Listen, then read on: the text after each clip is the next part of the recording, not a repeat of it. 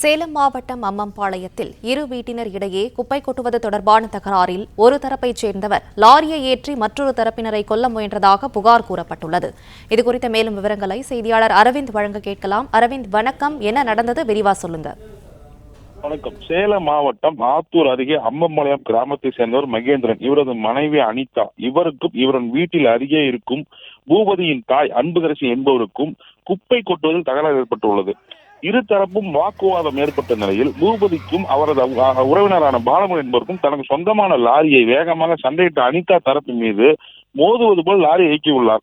இதனால் ஆத்திரமடைந்த அவர்கள் லாரி வேகமாக அறிந்து அங்கிருந்து தப்பி ஓடினர். வேகமாக வந்த லாரி அனிதா வீட்டின் முன் நிறுத்தப்பட்டிருந்த அனிதாவின் கணவர் மகேந்திரனுக்கு சொந்தமான ஷிப்ட் கார் மீது இடித்து சேதப்படுத்தியுள்ளது.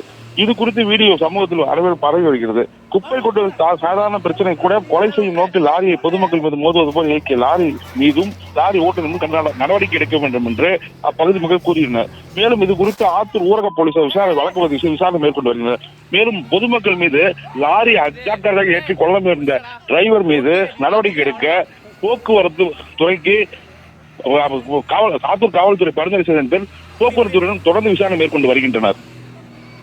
பிளே ஸ்டோர் மற்றும் ஆப் ஸ்டோரில் இருந்து பாலிமர் செயலியை QR கோடு மூலம் பதிவிறக்கம் செய்யுங்கள். செய்திகளை உடனுக்குடன் பெறுங்கள்.